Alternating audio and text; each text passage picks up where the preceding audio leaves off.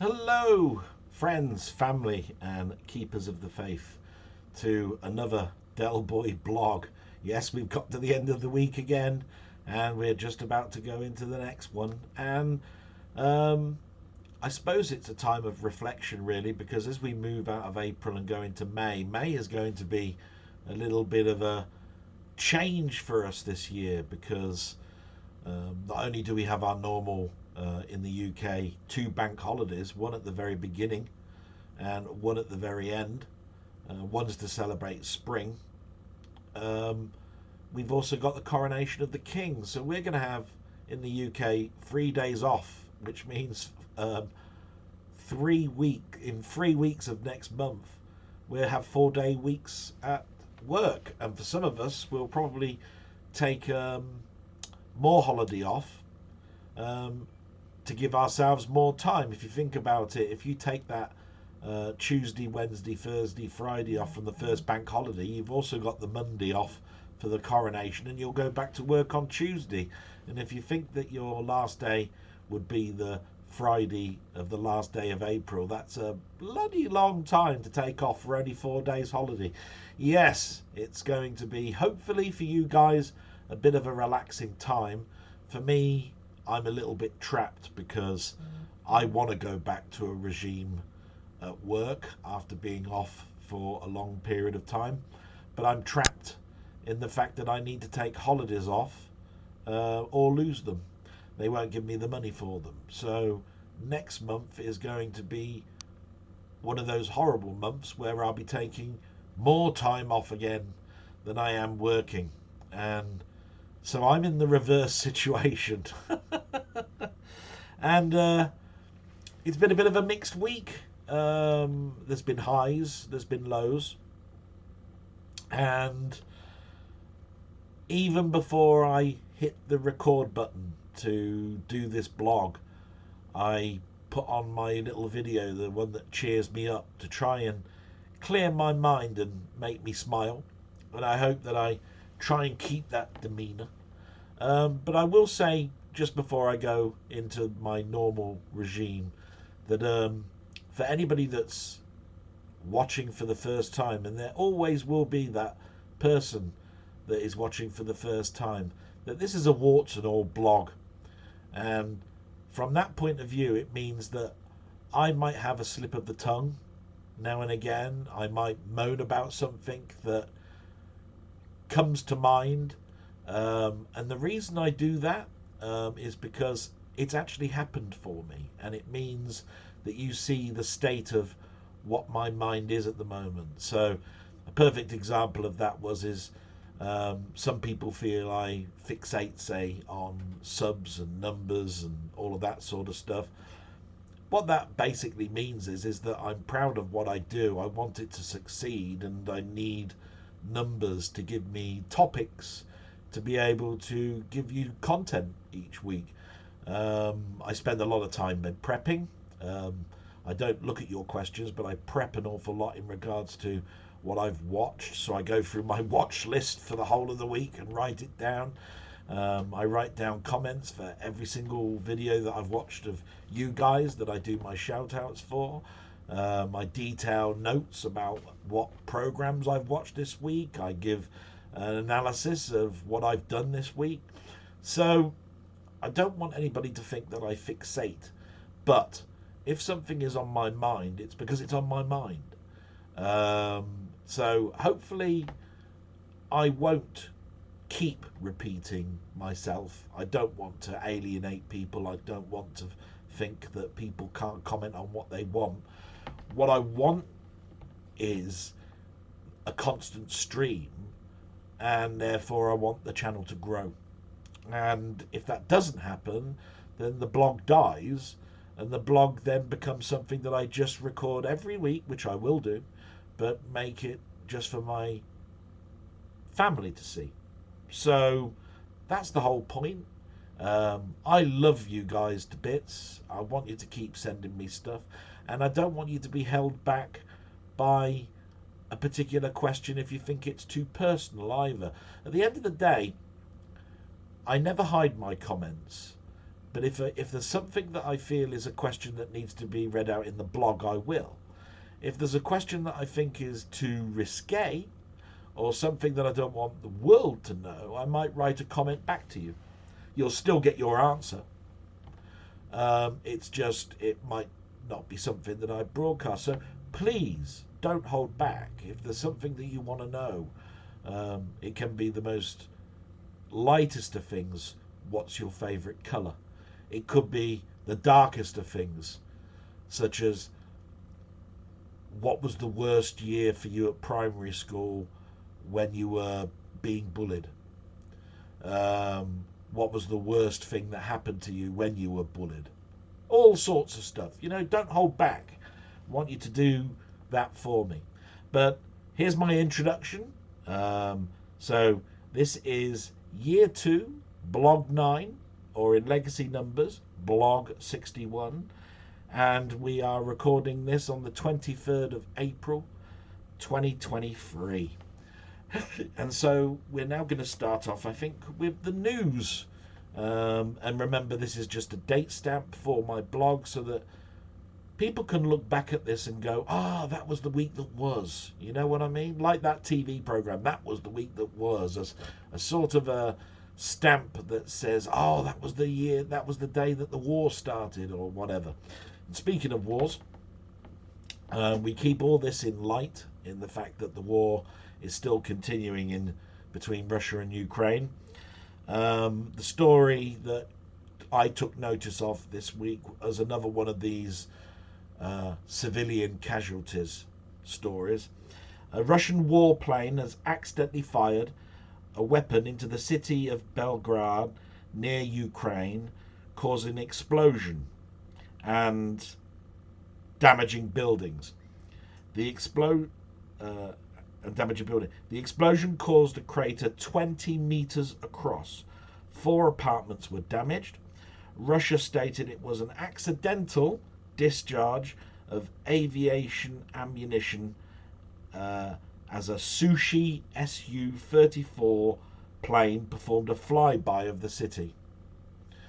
I suppose accidents happen, but can I really believe it was an accident? I mean, I suppose we've all been there. You're flying a plane in a video game. Your thumb's precariously over the button that fires weapons, and you press that button. But surely planes have a arm procedure, a flip switch that's covered so that you don't accidentally press it, that you click arm to. Accidental. No. Don't believe a word of it. That's just my opinion. And we move on. Now, this is something that actually my pal Mainmeister brought to my attention on Friday, but is actually something that when I was looking through my work notes, is something that I've known has been coming for a while, but didn't know they were going to activate it. So what am I talking about? It's called the emergency test signal. So the story goes like this. The new deputy PM claims that the emergency alarm tested today in the UK at 3 o'clock would save lives. The system will be used in cases of flooding, fires and terror attacks. The plan is controversial, with concerns for drivers, domestic abuse victims and who have secret phones unknown to their partners. It's going to set off at 3 o'clock for 10 seconds and activate on everybody's mobile phone across the country. Now, yes, this is something, because I work for the government and work in probation, is well aware of domestic abuse victims having secret phones. From my friend, who I haven't seen for a number of years, who's a policeman, he tells me of people that have got that are in the world of drugs, have drug phones.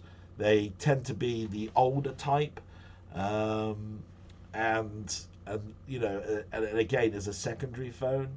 There will be drivers that will be driving along hands-free, quite legal, will suddenly hear a huge alarm system that might make them jump and cause an accident. Yes, there's all sorts of things. But if you remember a story in Only Fools and Horses, they were talking about a Russian attack, a nuclear bomb, and somebody said, "How do you know what the 3-minute warning is?" And Del Boy contemplated, maybe it's every ice cream van goes out onto the streets and plays its jingle. And it always made me think, yeah, what is the emergency alarm system?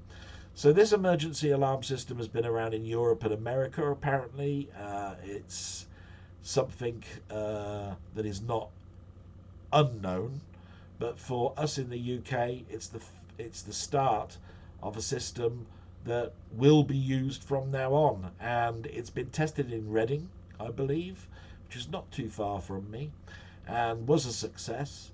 And so they're now going to do that test signal today. So do remember, 3 o'clock, stuff's going to go off in your phone. And if it's on silent, it will vibrate for 10 seconds. You've been warned. And then the last bit I've got really is the sad death of Barry Humphries. Now, Barry Humphries really didn't mean too much to me, other than in my childhood and in my teens to early 20s, Barry Humphries was a character actor or comedian that had several characters, and the most well-known one was a person called Dame Edna Everage. And Dame Edna Everage is intended to be a sort of a snobbish lady from Australia that comes over here and loves to mix with, you know, the dignitaries and so forth. Had their own TV show, a chat show, loved gladiolis as a flower. Always had an assistant. I think that the assistant's name was Madge with the badge. And that character was around for so many years in my life that I could not mention it in my blog, because as I keep moving forward, more and more of my childhood dies. And although that particular character isn't something that I'm dear to, you know, like say Dennis Waterman died in Minder, and I remember Minder very well, or Jack Klugman died in Quincy, or something like that, or you know, our Queen dying, which is a huge event in the UK. Every death is sad, and there have been a number of stars that have written such nice things, and so it should be. And I hope you rest in peace, Barry Humphries. You brought a lot of joy to a lot of people, especially my nan and my granddad, and that's the sort of person that you were aiming your humour at. So thank you very much, and rest in peace. So with all that out the way, we get back to normal shout outs. Yes, I love doing the shout outs. The shout outs to me is something very special, and something that I don't think I'll ever drop. I need to let people know, even new people that watch this and old people that continue to watch this, that these people have spent their time writing a comment or doing a question to me that has kept me sane this week, kept my thoughts on something that away from something that's detrimental or sad or causing me concern. Yeah, concern. That's probably the best way to do it. So I want a big shout out for this, because I want the community to know that these people are special, and they are in no particular order: Martroid, LFC Gamer and Vlogs, Steve's Gaming, Jambon, Magda K. Yeah, I'm not still going to pronounce that surname. Colin Jones, Milfy Swimbuckle, David Retro Games Played Badly, 8-Bit Rach, Wee Bob Art, Doug Scullery, and two that have also not only made a phone call to me, but have also left comments. And that is Denny. Thank you very much for cheering me up the other night, Denny, through a phone call. We had a massive long chat. It was 3 hours long, wasn't it? Oh my God, you'll have to put that in your comment next week if you're going to do one. and Maymeister, who called me up on Friday. Um, he helped me out with a big thing that I'm going to announce next week if it arrives. He knows what I'm talking about. It'll be a big surprise to everybody else. I hope you'll look forward to me showing off this thing that I've just bought, which I wouldn't have been able to have done without Mainmeister. And to be quite honest, I'll be able to also spend a bit of time um, with this thing because, as I said, next month we've all got more time to ourselves with the bank holidays and the coronation. So, thank you very much, Mainmeister. Your phone calls were also greatly appreciated.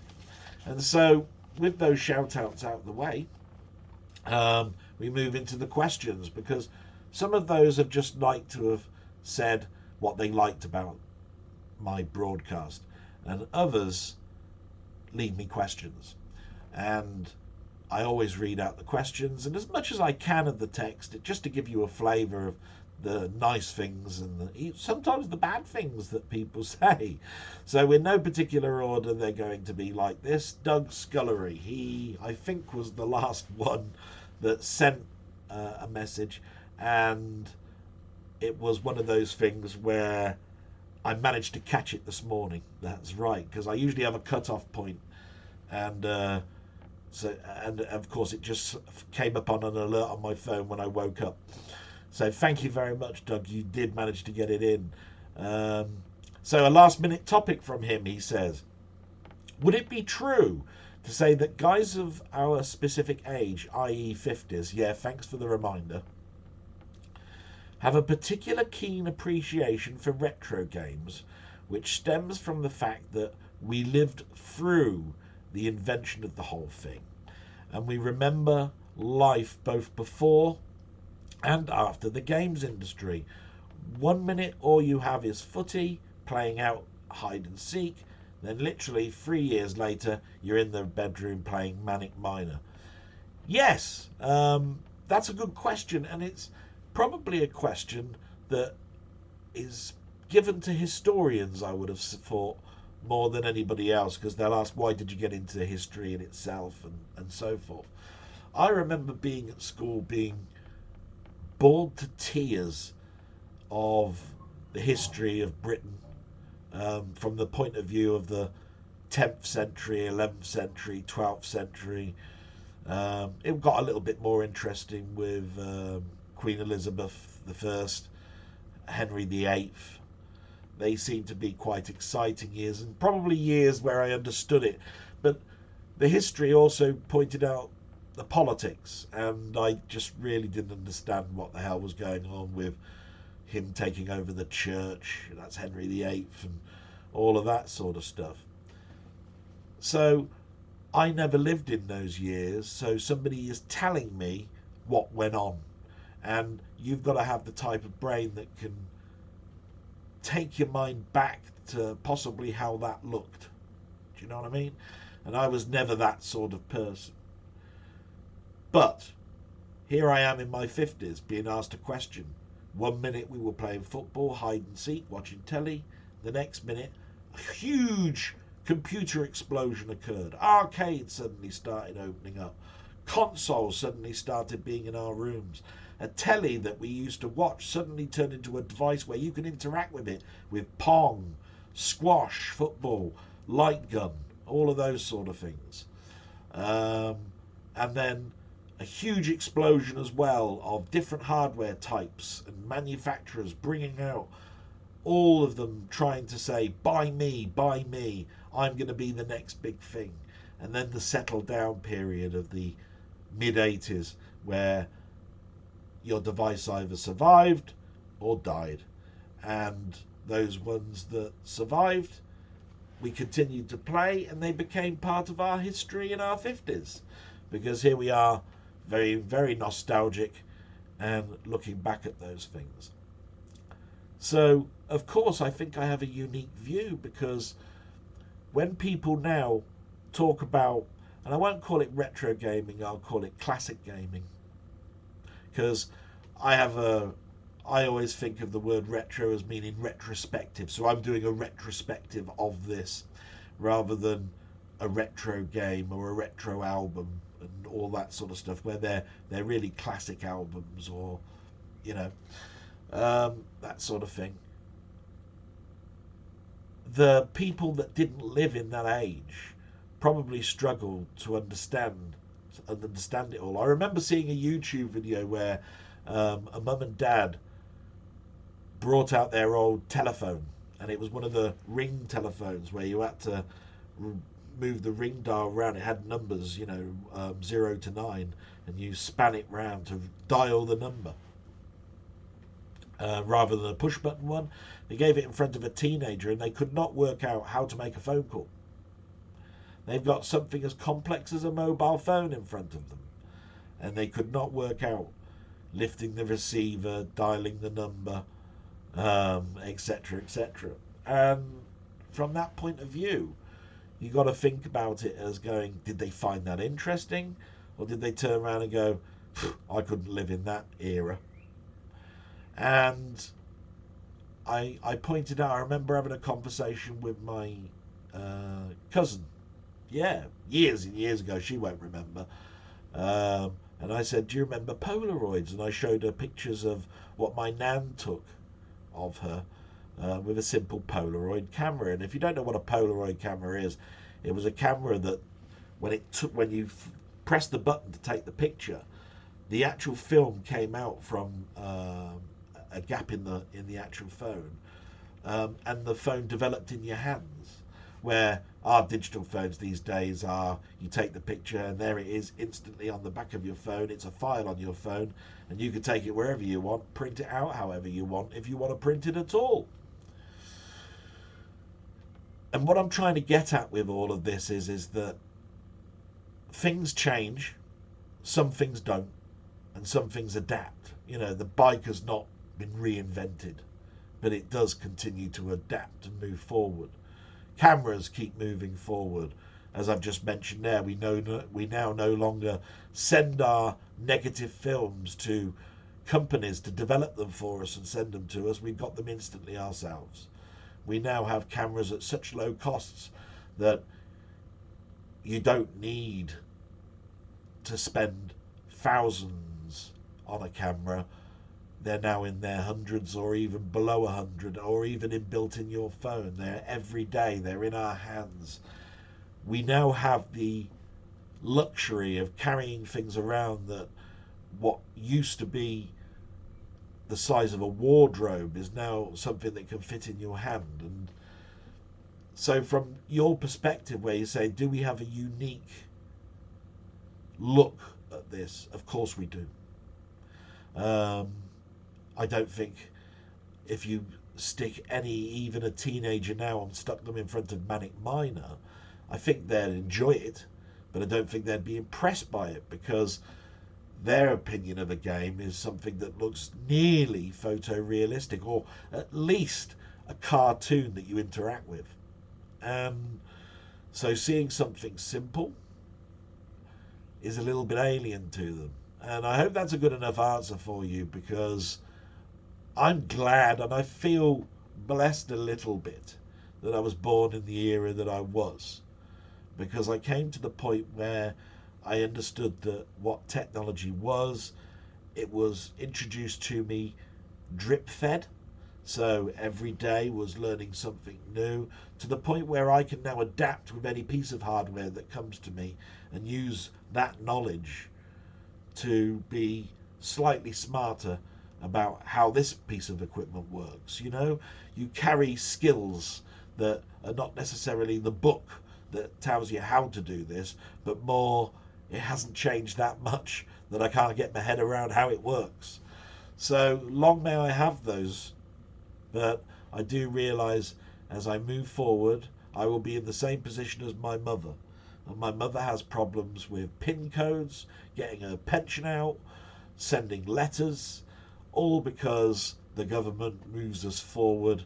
And I think, really, from my point of view, they don't think of the negatives that you're having an effect on for the people that kept us going all these years, which is our mothers and fathers, our grandfathers, our grandmothers, the old age pensioners of this world. People now that need our help more than anything because they're hard of hearing, going blind. Family and friends that were around them are now dying and they're now lonely, and certainly don't have enough coffers in their pensions to feed themselves and heat themselves. So thanks very much for that. That was a good answer. My God, my throat's dry from that. So product placement again. Yep, squeeze the old orange juice again. And we move to Denny. Good old Denny. Love Denny. Let me get my cursor. There we go. Hi Adele. Well, again, for some reason, after spending well over an hour typing my notes on your latest blog, they're vanished again. Yes. Denny, I can only apologise. It's happening to Steve. It's happening to a number of people. I wonder sometimes if that's the reason why I'm seeing dwindling numbers, is that they are writing, but they're just not coming through. And I wish I could do more. I have open tickets to YouTube. They basically don't give me much information, but I've given you what I think might be the problem, such as there might be a length that you can only write to, like 500 characters. There could be special characters it doesn't like hash symbols. And the reason I say that is a hash symbol is also used at the beginning of a keyword. So whenever they see the hash symbol, they think you're trying to keyword everything in the comment, all sorts of stuff like that. And that's because of network topology commands that comes from. But anyway, good to hear you enjoyed your week. Well, I have the last 7 days, but sadly back to work for 3 night shifts. Oh, I can imagine, matey. It was my early part of my years where I worked at 4 or 5 in the morning, you working through the night. Thank you for keeping us going in the field that you do. And we move forward a little bit through your comments, Denny. I do apologise. You've put, I support the nurses and their projected rise. The foundation of healthcare is a must and should be a top priority for us all to get behind. The politicians rake in untold second job allowances for literally doing nothing while claiming expenses they shouldn't. When was the last time anyone on here could claim expenses at work to heat horses' stables and buy duck ponds? Absolutely, can't agree more. The only comment I made, and nobody really damned me for it, is that I said that 45% is a lot of money when we've just come out of COVID, but that's not an excuse. I want them to have their 45%. It's just that, being a realistic person, I think to myself, is that going to happen? Are these people strong enough to continue to go down the route of I'm not going back to work until I get the 45%? And I just think to myself, you damn well deserve it. I wish you could have it. But all I know is the government won't have the coffers to do it. And they'll drag this out longer and longer. And while they're doing that, you're not getting any more money. So the people that are suffering, and this is what the government hope, is that they get behind the government, because nobody wants to have a death in the family because they had an accident at work or on the road and you were all striking. I sometimes feel that they'll drag these things out to make those things happen, and that's a horrible thought to have in your head. Horrible. And then you've answered everybody's question. Look, you've given an answer to Milfy's question, Wee Bob Art's question, LFC Gamer's question, all from last week. Brilliant. Then you've got a comment here about what Dell watched. I watched Retro Gamer Nation and Chinny Vision this week. Great look at Space Station 23 and obviously Chinny for the VIC-20 coverage. I'd like to play those releases. Yeah, I do that because I'm trying to branch out on YouTube into areas that I wouldn't normally go to. And of course it does affect my alert box on what to watch. And I hope it encourages other people to either look at what I've watched and watch it yourself, or do the same, because otherwise we're stuck in a rut of just watching retros, channels or stuff, or vintage stuff, without using YouTube for all of its other blessings, like listening to new music, watching new videos, learning something about a language you want to learn or whatever. It's a powerful tool. Use it, utilize it. Don't keep it for one thing and one thing only. Photoshop. Thanks for absolutely wonderful tutorial on Photoshop. Just the sort of explanation I needed to restore some old computer covers for my videos.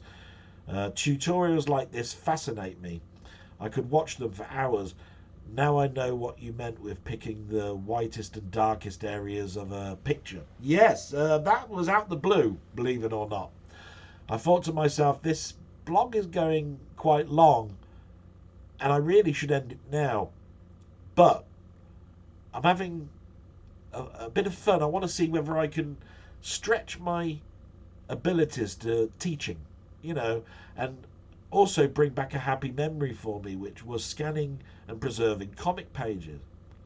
And you could tell it was out the blue because I forgot to turn my capturing device on to say capture the mouse pointer.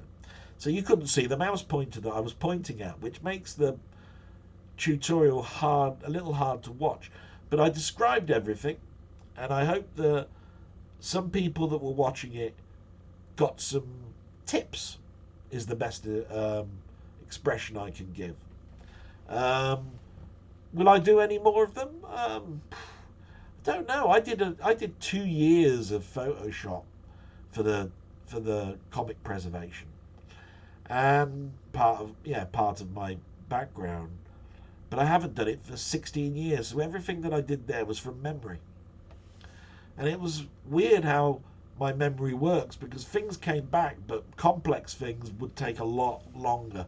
And I would therefore have to plan a tutorial. If you want the best type of tutorial, see my mate Wee Bob Art, who does tutorials on digital drawing and painting in general, about light and dark, how colours work, how different brushes work, how you can layer things over the top of each. It's an amazing piece of tutorial work if you're interested in drawing and just learning a piece of equipment that he uses and the software he uses. So we all have the things that we like, and I wholly recommend going out on YouTube and looking for those types of tutorials that might help you and better you, My question. So to my question, why were TV and movies through the 70s and through to the end of the 80s so much better than the fodder we're presented with today? Is it to blame with scripts, actors, or maybe an over-reliance on special effects that's to blame? I'd love your opinion on it. Oh, wow, Denny, what a loaded question. That's the first time I've read that question, by the way. I agree with you. I think when I look at TV in the past, I have this rose-tinted look, and I also realise as well that I thought what I was watching on telly was the bee's knees. It was like the height of technology. And when I'm looking at something now, I'm knowing that that's pretty much what's going on now. It's the height of technology. But I had so much fun, and I still have so much fun watching those programs in the 70s and 80s that make me think they were the best times. But I also have to think to myself that I was a naive person. I was a person that had only the experience of the day that I was living in, and only the knowledge of the history that I've gone through. I love the fact that, but I bet you back in the day I didn't, that I watched schools programs like Picture Box and How We Used to Live and all of those things that were wheeled onto a TV and a video recorder at my school to show me programs of history in a fun way. The TV being a tool, therefore, in much the same way that the internet is now a tool for the kiddies that are at school today. But I do think that everything that you mentioned is a partial blame. So is it the actors? Is it the scripts? Is it the special effects? Is it all of those things. Yes, because when you consider that somebody will, a production company will hire a director to do a new TV series that they hope will capture on, the director probably has their own agenda in regards to, I want to highlight homosexuality because that was something that was very strong in my background and I want to bring to people just what a terrible time I lived through. And so they'll introduce it into the show that they're producing. And I sometimes think that's the wrong thing to do. It's almost like what the protesters are doing. You're forcing it into my face rather than bringing it in a natural way. And I think that was probably going on in the 70s, but I think in the 70s and 80s they put those into special programs that I could choose to watch, like Panorama, Wicker's World, all of those, the South Bank Show. That's where they brought to this the stark attention of slavery, the struggles that people of a different colour have every day. If a story warrants it, put it in. But do I need it in Doctor Who? Do I need it in Supergirl, The Flash? Comedy shows, Only Fools and Horses, etc., etc. No, not really. You can lightly bring it in or liberally bring it in with a jokey comment to snap you back to life. That comment is so stark it made you open your eyes and go, wow, how did you get away with saying something like that? But to have whole stories to highlight it, I sometimes wonder that I am getting that grumpy old git. I'm using that grumpy old git voice again. And that I should think that some of these things that I'm watching are not for me. They're not. The audience is not me. It's a younger audience, and anything that gets that story across is considered okay. So I'm going to look at it, Denny, that I agree with you, that I come from a time like you where I think programs were funnier, more exciting. We're telling a story for the story's sake, not to put a point across.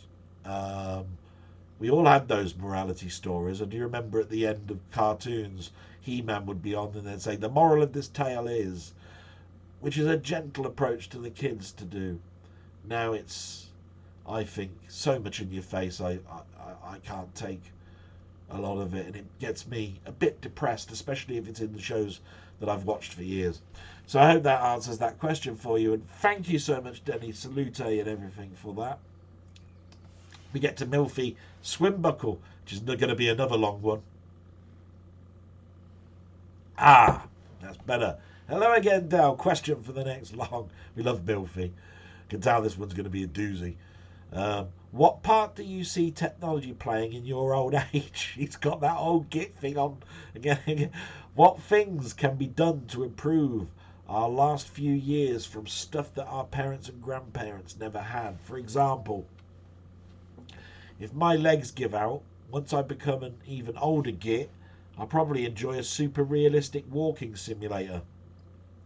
And if while on this walk a bug-eyed alien jumped out from behind a bush that I could then twat over the head with my laser saber walking stick, then I'd be well happy. Yes! What a lovely scenario. I was thinking of you then on a treadmill with some VR headset over your eyes with your walking stick, and you imagining walking down a lane between a couple of houses like a country lane, and some alien bug-eyed monster comes out and you smacking the shit out of it with your laser enhanced walking stick. Yeah, wouldn't that be fun?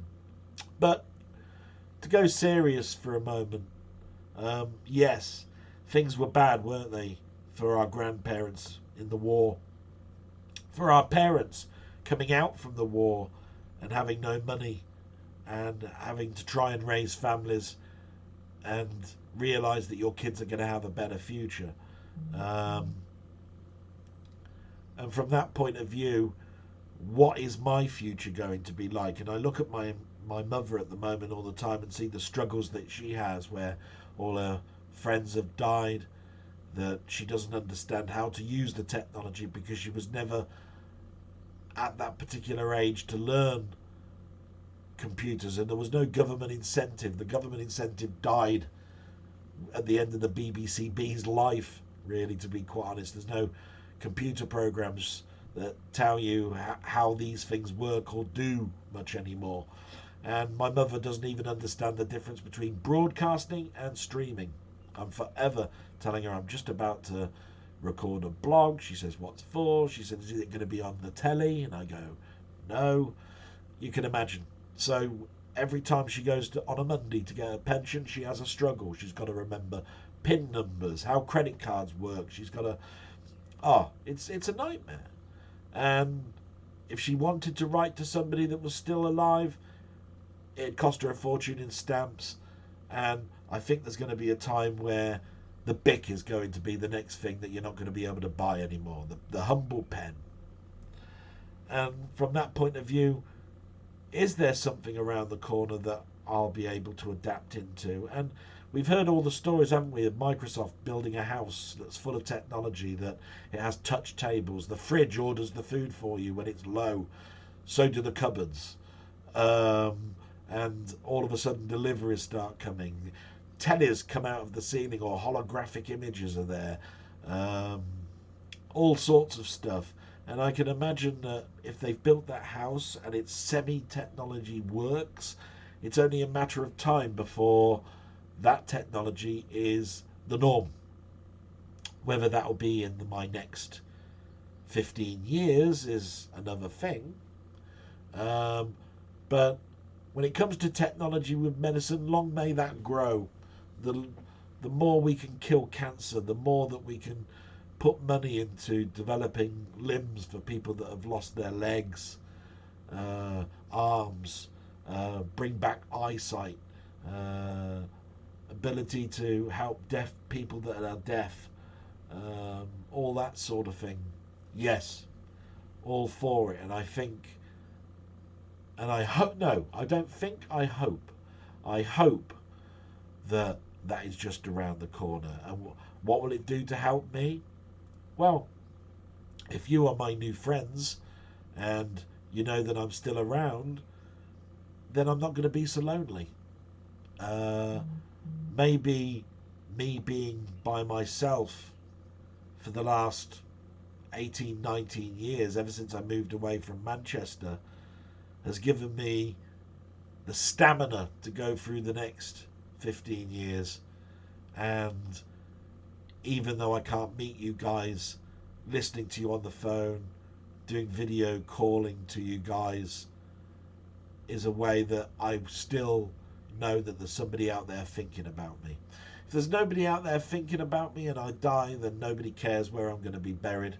Nobody cares about maintaining my grave, and I've left nothing behind. And nobody would remember my voice, and all I'll be is a footnote if I'm in a news article somewhere in the local news, or I've done something that is newsworthy to record. And that's one of the reasons why the blog is here, Milfy. And I hope that's a good enough answer for you. It's a lot to cover there.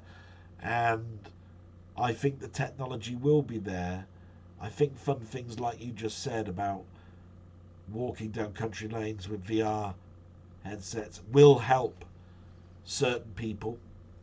And I think there is technology out there that can be taught to me in my 70s, or I hope there will be. And I hope I'm not left behind and alienated and a footnote on the world.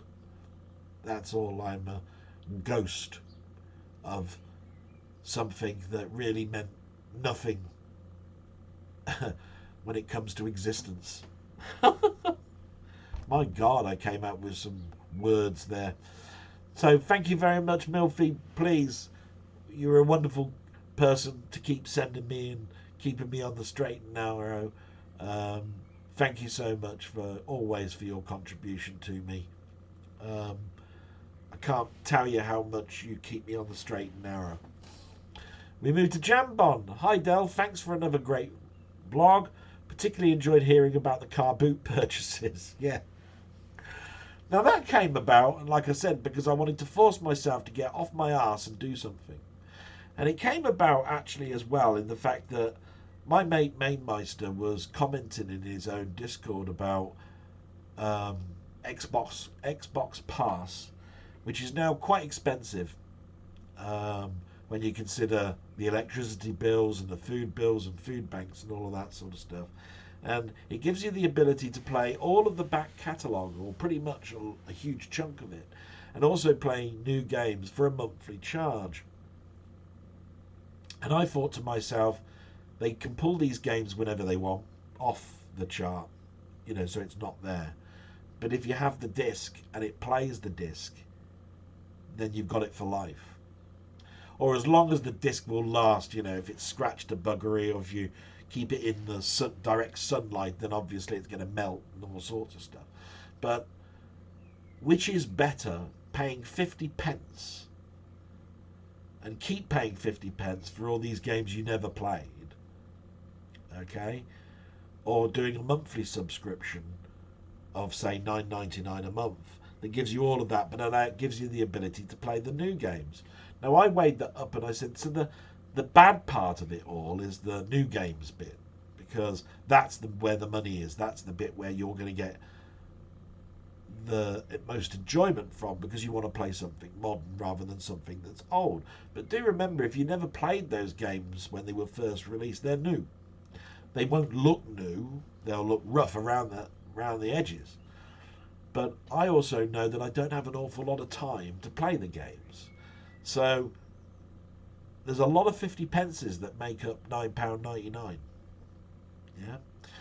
And so I went out there and bought, 10, 11, 12 games at 50 pence each. And when the next month comes along, I know I've still got those, and people that have got this $9.99 pass have got them. But at any point, Microsoft could turn around and say, I don't want Dead Island there anymore, and I don't want Skyrim there anymore. I will remove those and put something else in its place, and you will lose the ability to play that. And from that point of view, physical media still has its presence and is still needed. So I think that was a good thing for me to do. And if you want to know, yes, I opened 3 of those games. Well, no, 2 of them, and I put my fight night in that I said I was going to do. And I had a blast. Even just loading it up, seeing it, playing the first level of something is more than what I was doing 6 months ago. So, great. And of course, the only thing it took up was space on my drive, and if I want, I can remove it. So, brilliant. And if I want to go to a car boot sale and sell my old shit, I'm sure I'd get 50 pence. And if I got 20 pence, I still got 30 pence worth out of it. In my head, it made sense. It probably doesn't make sense. There's probably so many negatives to it as well. So, what else have you put here? Also, it was nice how if you bought a disc, the full game was actually on said disc. If you don't, I have some. Don't mind, I have some questions for you. Oh, okay, please. How and when did you start listening to podcasts? What were some of the first podcasts you listened to? And have your podcast listening habits changed over the years? Please ignore these questions if you've answered them already. Take care, my friend, and all the best. Thank you so much. What an interesting one. So, a bit about my past. Yeah. Actually, it was while I was talking to Denny this week, I was reminiscing and said, do you remember when we used to listen to radio plays? And we used to listen to The Hitchhiker's Guide to the Galaxy on BBC Radio 4 or something like that. And they were actual plays. They weren't actually somebody reading a book. And even back in the 70s, I used to watch Jack and Ori, and it used to be one of the programs that was least liked, but I still got great pleasure of watching Bernard Cribbins read out a story over 5 parts that week. For 5 minutes I could take it in. And at some point, a company that springs to mind called Simon and Schuster Audio Works. You might know them. I think they might be still around. I think they've been bought by Amazon. Brought out books on CD and tape for you to listen to in the car or walking along of a famous novel, and it could be the author's own voice on their own book. And then all of a sudden I was introduced to something when music was being streamed called a podcast. And a podcast came in many, many different colours, like a chat show, like a topic, like something specific that was from nostalgia or something to learn that's new. And what happened was I was saving to buy my new car, and I needed to lose weight because of my spine. Putting weight on my spine doesn't help with sciatica. And I decided that running wasn't for me because I wasn't in the best of health either, letting myself go for a number of years. And I swore to my father that I would save money and go on a walk every day. And that's what I did. So I went for a walk, and it started off being less than half a mile. It went to a mile. It went to a mile and a half, then 2 miles, then 3 miles, till I got up to something like 6 or 7 miles. And that's when things started to dwindle back inwards to 5 miles, to 2 miles, etc. And the reason for that is work, COVID, wars, stuff that needed my attention at work, where I needed to work more hours than I had free time, plus the death of my father, changes in my life to look after my mother, etc., etc. But during the early years of these podcasts that I was listening to, there was one that I took on that I thought, I'm going to learn a language. While I'm walking along and I'm seeing the same buildings, not hearing the birds because it's in a residential area and there aren't that many, and I'm seeing the same old gates and front doors, I'll see if I can learn Spanish. And that had a sort of an effect on me. I got quite far with it, but I had trouble concentrating. I thought to myself, could I learn networking again using this method? And I realised to myself, some things really definitely need a visual element. So although I'm pretty sure a number of people through podcasts, audiobooks, have learned different languages just by listening, my brain doesn't quite work that way. But I got great enjoyment of watching things like Mainmeister stream, just as a perfect example. And then he had the foresight and made so much enjoyment for me by putting that particular program in an audio format for me to go for a walk on. Because like Naked Gun films, you miss something, and if you're then watching it on YouTube and then a couple of days later listening to it again, you're picking up things you missed. And repetition is your friend. I've learned that at work.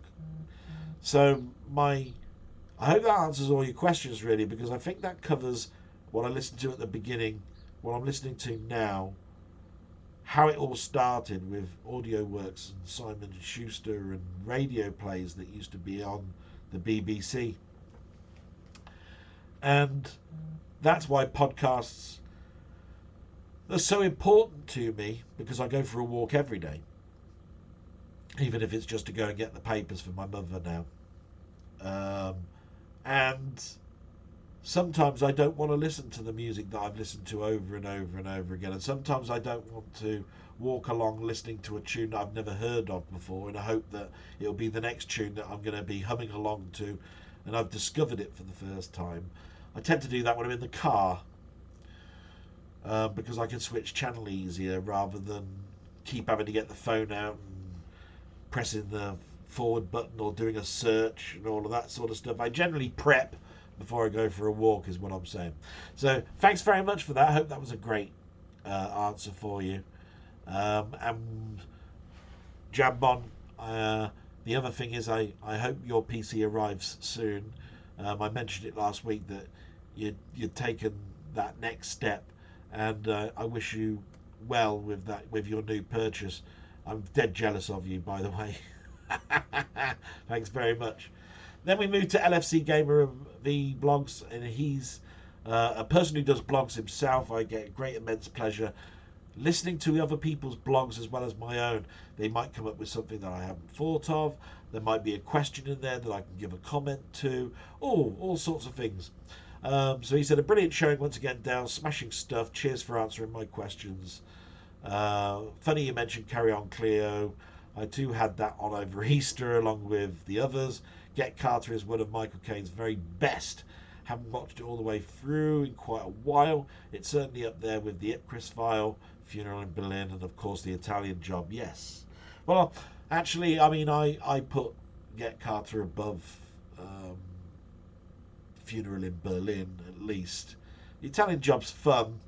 Get Carter's a different type of film. It's a gritty film. There is very little humour in it. If it is, it's black comedy. What I mean by black comedy, dark, jokey, sarcastic remarks to unprecedented situations. You know, it would be that type of humour. But anyway, here's the questions for your next blog. This might be a tricky question, but here we go. What are your 3 all-time favourite Commodore 64 game tunes? Oh, right. Now, this proves that I haven't prepped. And this is one that's going to be probably quite rude to you, LFC, because I'm going to give you some samples of tunes that I love, but I can't give you my 3 all-time favourites. And the reason for that is that's something that I need to express to my cousins and nephews and nieces and to you guys as a piece of entertainment, to say why I loved the Commodore 64 so much, why I loaded certain games just to listen to a tune, who my heroes were in regards to writing those tunes, and why they were important to me in my musical career when I've tried to write my own tunes and play piano. So I'm not going to be able to give you my all 3 all-time favourite Commodore 64 game tunes, because I probably want that to be in a blog. But what I will do is because I write down a diary as well as do a diary, I think when I do get to that as a topic, I'll mention you again in the fact that you asked me that question, so that you get credit for being a person that had the guts to ask me such a question. And I'll just go back a little bit here and say there are certain tunes that I class as being such top music that I think I could recommend it to others. Monty on the Run being a perfect example. It's a lot of people's favourites. I purposely like the game tune music of Knuckle Busters, even if the game was incredibly awful. Crazy Comets and Mega Apocalypse, in equal measure, I was impressed with. A very boppy, dancey track. But again, one man springs to mind with all of those that I've mentioned, and that's Rob Hubbard. And this is where I need to diversify a little bit when I'm actually going to do this topic and talk about Martin Galway, Ben Dalglish, Tim Frolin. You know, Panther has been wonderful at expressing and giving people joy, of turning that music into stereo so that it's exciting again to listen to again over all these years. And he's introduced me to tunes in games that I never even played, like Gordian Tomb, I think. Is it Gordian Tomb? Yes. There apparently is a 22 or plus minute tune in there, which is astounding. And so I need to give that a lot of thought. But I hope just by mentioning Monty on the Run, Crazy Comets, Mega Apocalypse, Knuckle Busters, I've given you an insight that I listened and loved those tunes. I'll tell you what else was important to me, just to name some others. Whizball comes to mind, because that was a fantastic tune, but the person who did that, I'll let people look it up, even though I know what it is, and I can tell you right now, did the sound effects as well, and the sound effects were equally important in that game. Parallax comes to mind. Rambo, loading music, like the Ocean Loader 2 tune. Daley Thompson's Decathlon, even as a small tune in that game, and Little Ditties, had a loading tune from that I then turned out to be a copy of a tune by a band called by Yellow Music Orchestra, I think they call themselves, and is a track called Rydeen. So I've learned a great deal. Thank you so much for that question, and I hope I've given a couple of minutes to that. And your next question is, did you ever own a Scalextric set as a kid? If so, what set was it? Now, long story short, I couldn't have a Scalextric set. My mother and father wouldn't let me have it. We just didn't have the room. Okay? They take up huge spaces, and whenever my parents gave me something, they wanted me to get the most enjoyment out of it, and they didn't see me having a figure 8 small Scalextric as being very much fun. Plus, there weren't that many people that turned up at my house that were friends that would play Scalextric on, and they knew, I think, at a very early age, that I might get bored with it, and it was a very expensive piece of kit. Now, I did have a sort of a Scalextric set, and I can't remember what it was called. People here are going to know this just by my description, but it was a much smaller type Scalextric set. It again had the track with the line in the center, so that it drew its power through the little front port, so that it could drive along. But it was miniaturized, and the lights lit up. That was its selling feature. Not pop-up headlights, but the fact that the headlights came on. And where Scalextric also introduced that into their cars later on, this selling point was what sold it. And I had great joy with that, you know. And they brought out cars from TV on it as well. You could buy the Batmobile and all sorts of stuff. It wasn't Micro Machines. It wasn't a pullback. It wasn't a rocket thing with loop-the-loops. It was a proper, like, Scalextric thing with the triggers and your controllers and so forth. Just can't remember the name. I'll let you try and look that up. I'm pretty sure you've already know what it is. And the problem with me is that I can't think of the name of it. I really wish I could. I can see the advert for it. Do you see what I mean? I can see all the pictures of the kids laughing and joking, and they show the front of the car, and they show it with the light showing, and then placing it down and going around the track, and I can wonderful time advert. I just can't think what the name of it was. So thank you so much. I look forward to your next blog. I hope Windows 11 is coming along for you. I do know it's an uphill struggle. You're doing great, matey, and I look forward to your next blog. And we move to Colin. And we all know Colin, lovely, writes bullet points. He always tries to give me information as fast as he can. This week, even more so, he was travelling to work and decided he'd start watching my little blog, and he was writing down notes, and then said he'd come back to it when he had more time to watch it, and so much like that. I mean, that's going beyond the norm, if you see what I mean. So thank you very much for doing that. So 100% behind the nurses. There's not a chance in hell they'll get 45%, but if it opens negotiation, so be it. And that's exactly how I see it. Thank you very much. The next one, yes, Grand National. That was going to be my question. You'll hear more of that on my blog, and I really do look forward to that, Colin.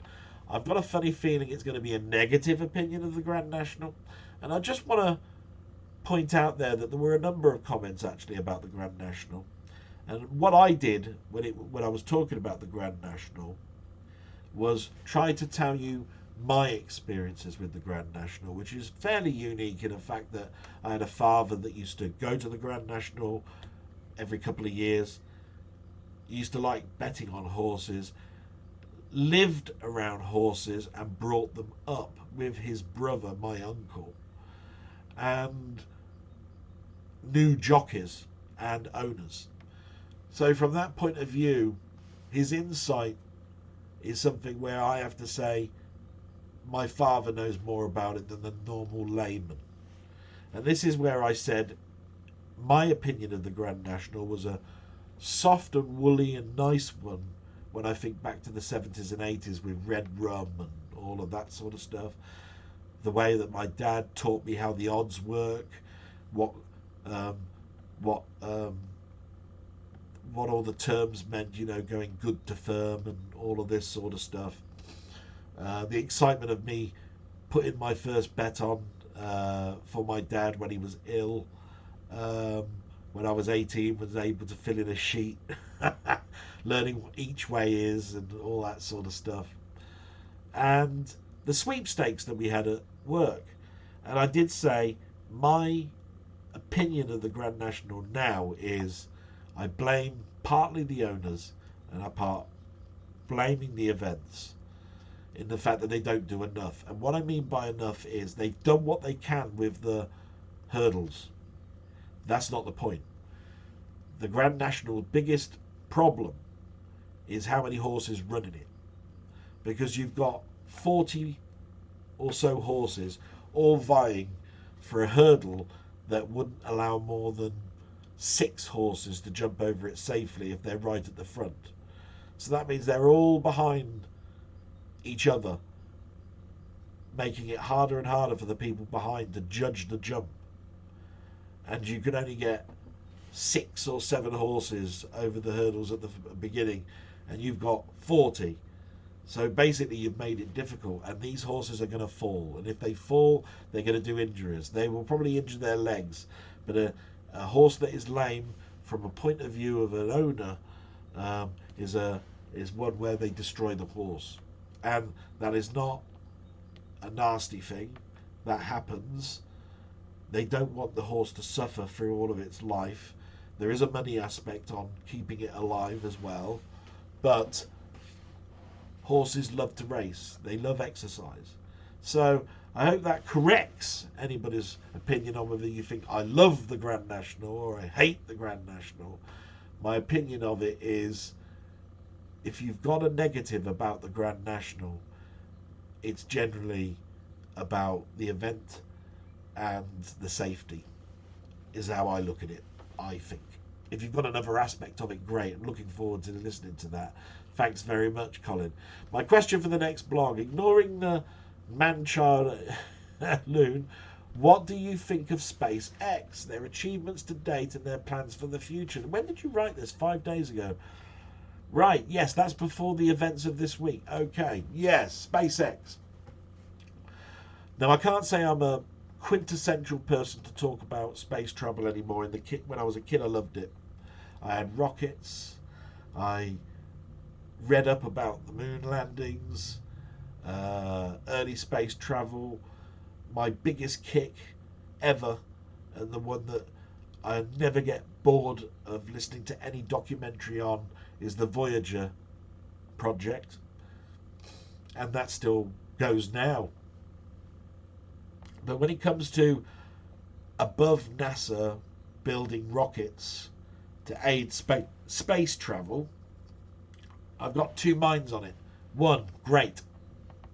You're putting your money into something that means that NASA needs to spend less money. So that's great. Competition is great.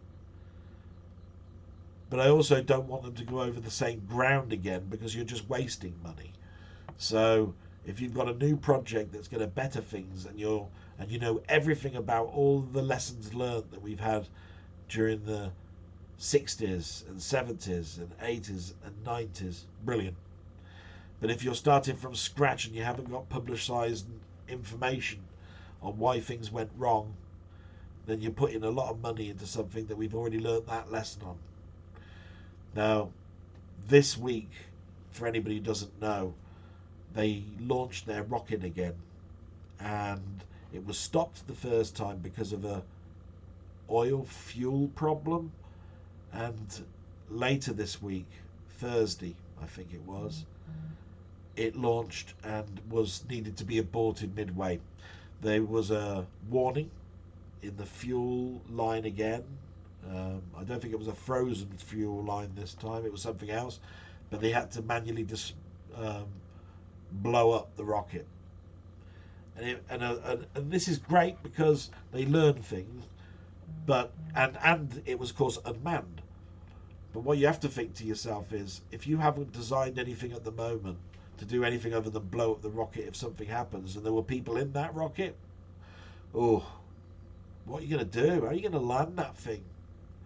What's your safety process in regards to not blowing up something that develops a fault like you did this week?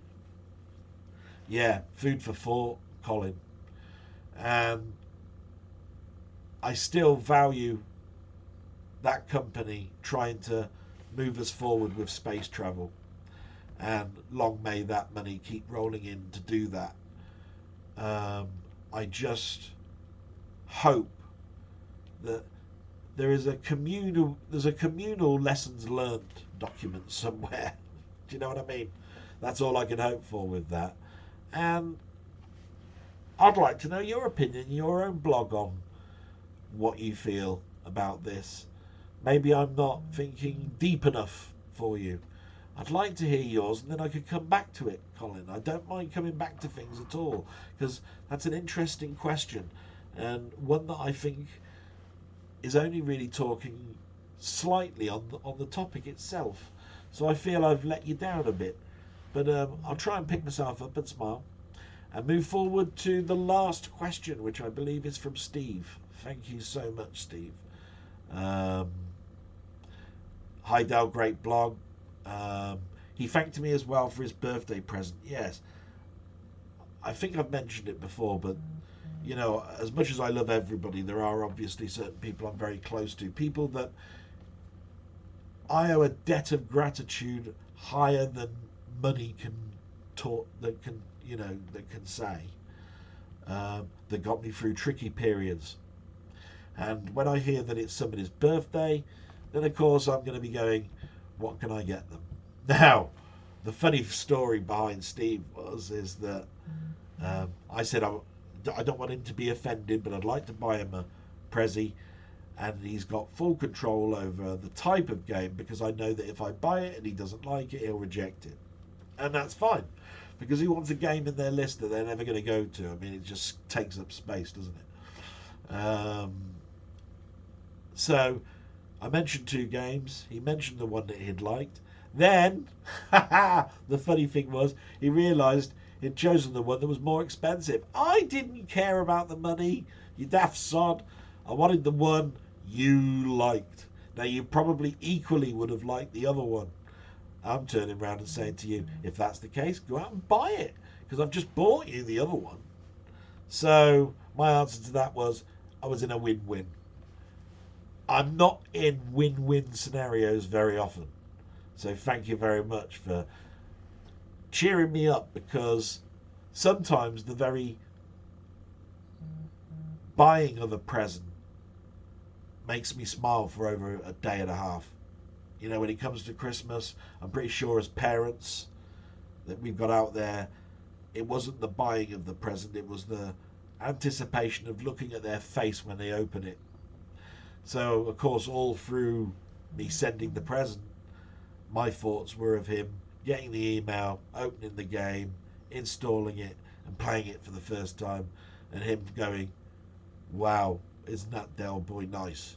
And that's all it was all about. Thank you so much. My pleasure. You got a question for me? Thanks, Steve. You are asked to write a one-off episode of Blake 7 with the original cast.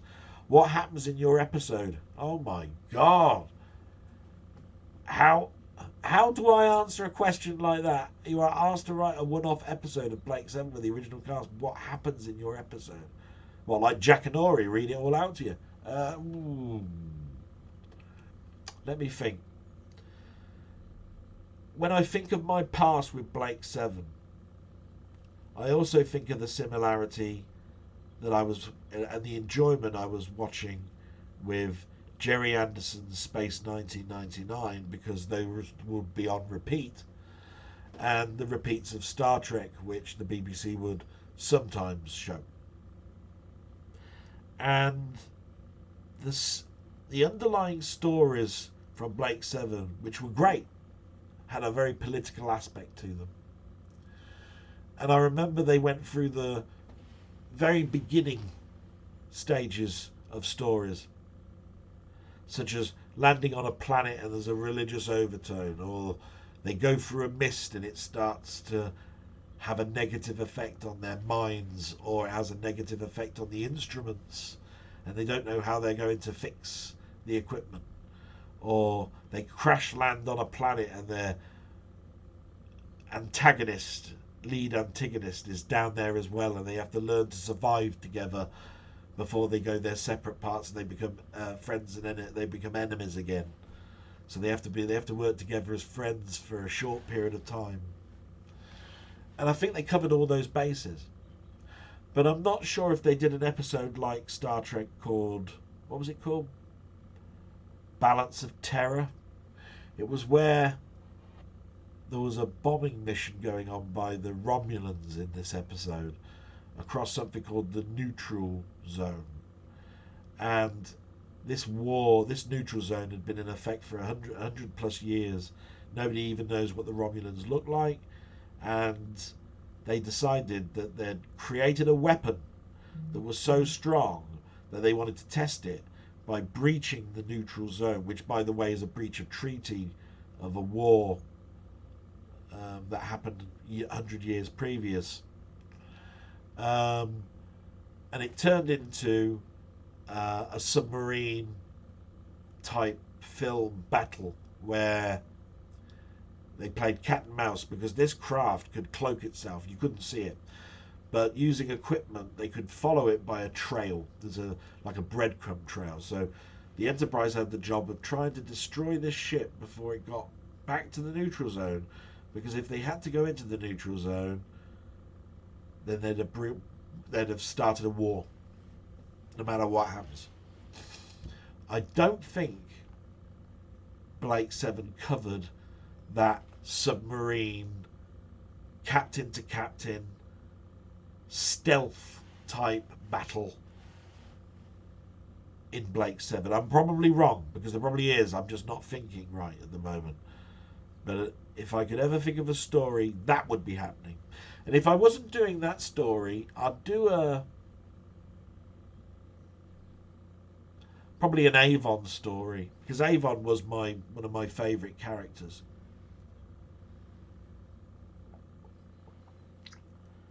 And I would probably put him in a situation where logic and his strengths would not work.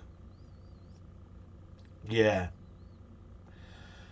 And that wouldn't be too difficult to do, because he was I think, what was he, a computer programmer that turned villain. And he always thought of things logically, loved to tinker around with new technology, always looking for a strategic weakness, and then use whoever he wanted, regardless of whether they were going on a death mission or not, to go and do the dirty work, so he came out the other end smelling of roses.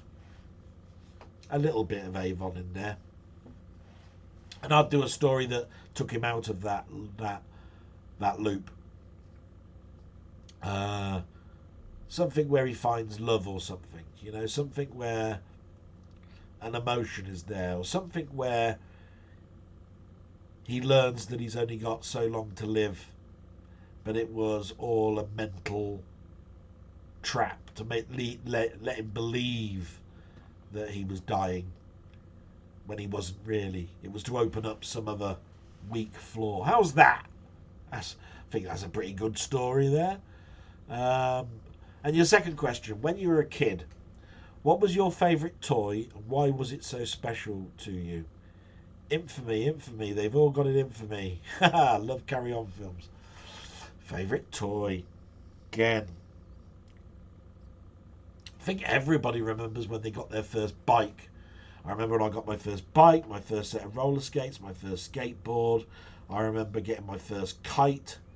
I remember getting loads and loads of planes that were almost as thin and flimsy as two ice lolly sticks put together with an elastic band and a propeller at the front. But I think my favourite toys were the ones where, like Airfix. I'm going to give you one. Airfix kits. I think I never got more enjoyment ever than if my nan had gone to bingo without me going, and she brought back something that she thought I'd like, and she'd have gone to the toy store that I would have always have gone to, and she brought me back an Airfix kit and a tube of glue. How's that? So it's not really a specific toy, but I do know that my face lit up whenever somebody bought me a model kit. Didn't care what the kit was. It could have been the Saturn V rocket. It could have been the Eagle from Space 1999. It could have been a Captain Scarlet Interceptor or an SPV. I would love it. Now, that doesn't take away from the fact I love my Dinky toys with the Captain Scarlet toy range. It doesn't take away from the fact that I loved all those big electrical toys that I got at Christmas. All of the Simon Says, Merlin, digital watches that I've had in the past. I had a $6 million man watch that all it was just a digital watch, but it had the $6 million man symbol, sort of like emblem around the edge. And all of the action figures that were bought for me, all the way through to having my first Pong machine and going to my computers. When I think back, those years when I was between 6 and 11, when I got an Airfix kit, my face lit up.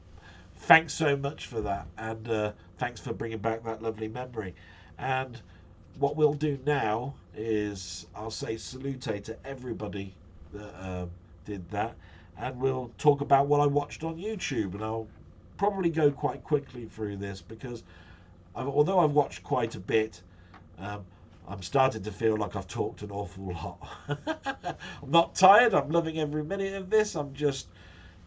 I do realise that my throat is going a little bit. So I watched on YouTube. You know full well that there's two that I always watch, and there are generally more. But this week in retro, what were they talking about? Well, they were talking back about the reintroduction of Winamp, which, if anybody knows, is a media player. Back in the day, the return of the IDE interface, in the fact that it never went away. It's inbuilt on all motherboards, but you have to go round the houses to actually get it to work. IDE, by the way, meaning the 16-bit slot that you used to put sound cards and network cards and SCSI cards into back in the day, just so I don't alienate anybody with technology. And then about Spectrum Wars, which I already knew about because the BBC are unearthing archived film footage, and my friend Denny already put a link a week ago about showing Sarah Green reviewing computer games back in 1984 with these kids. So that was an interesting episode for me because it brought back the memory of Winamp. IDE interfaces were a thing, and it's made me think about my Sound Blaster and AWE 64 cards again, and the Spectrum Wars was something I already knew. So definitely worth a watch this week because Winamp was something that, depending on your years of working with PCs, was a thing. And it's amazing how we've moved forward and don't need that one thing anymore. Then Techmoan did a review of something called the City Radio, and what he was trying to get at here was that when we used to look at our old gramophones, this is really old tech radios, They used to have cities listed on the jog dial where you were tuning in the frequency for medium wave, long wave, FM, and then say Moscow and Tokyo and all of this sort of stuff. And through the power of the internet, Wi-Fi, Bluetooth, and speakers, you now have the ability to be able to tune in to these cities and be able to play those broadcasts like you could back in the day. So he bought something called the City Radio, and he found out later on that it doesn't connect to his Wi-Fi, it's tethered to his phone.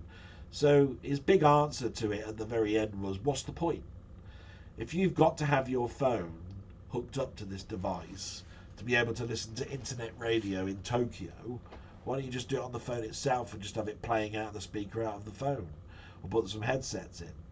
And I have to sort of agree with him a little bit.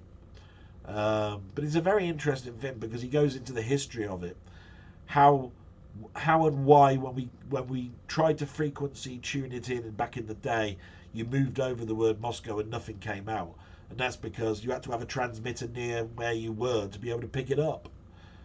So the BBC service might not have had a transmitter to transmit BBC Moscow, or through their transmitter Moscow radio stations over here.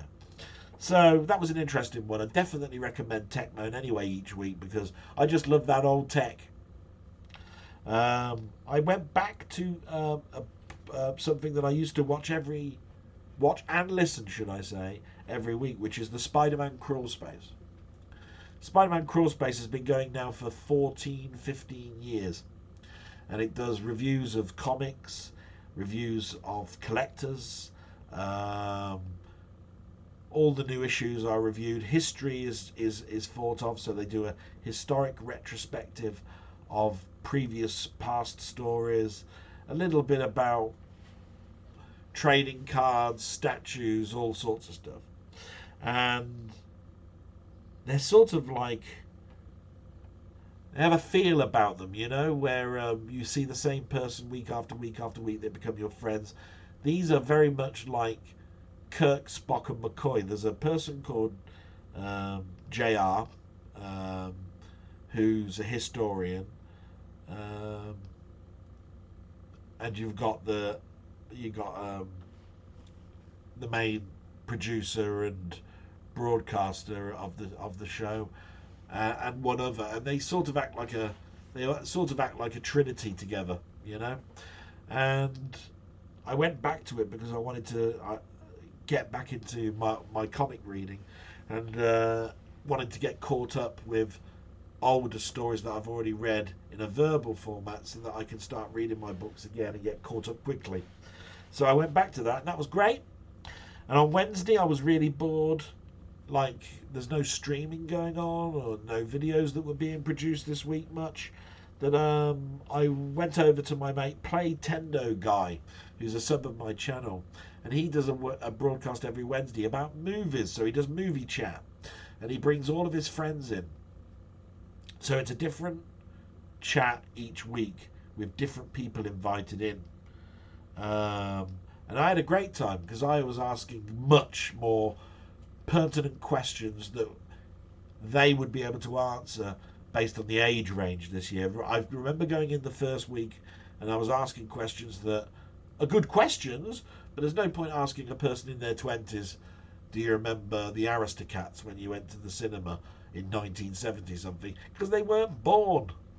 So the likelihoods they know that they're able to understand me when I start talking about Ennio Morricone, or when I start talking about Flight of Dragons as a cartoon, or if I start talking about some of the horrors back in the day, like Cannibal Apocalypse or something like that.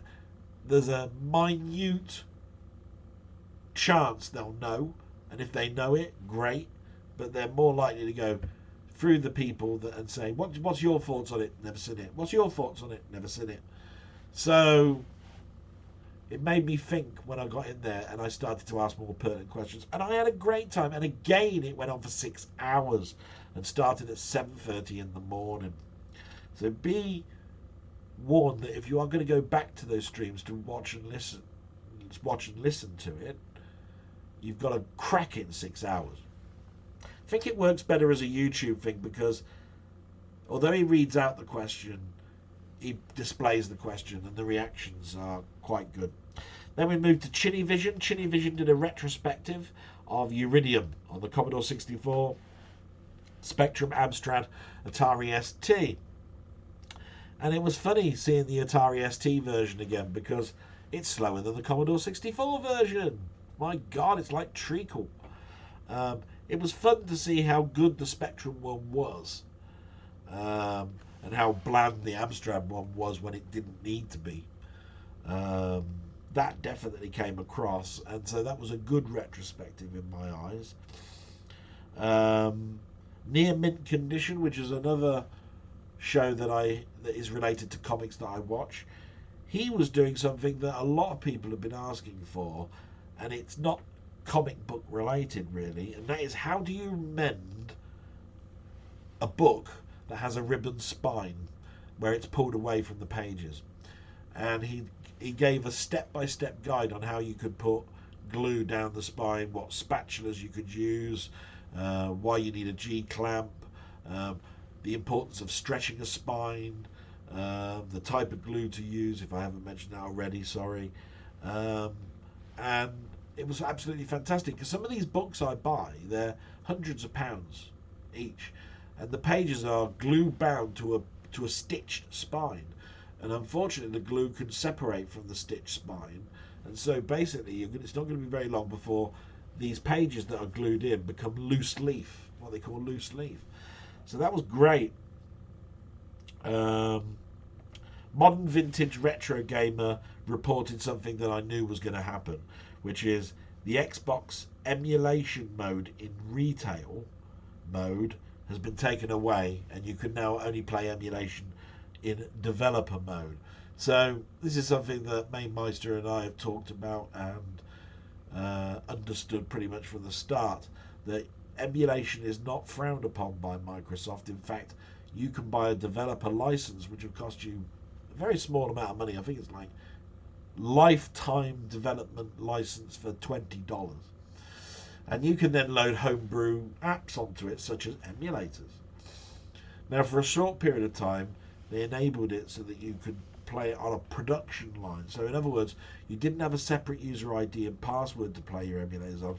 You could log in with your own account, and you could make emulators work that end. Microsoft have now taken that away, so you can't do that no more. So that was interesting.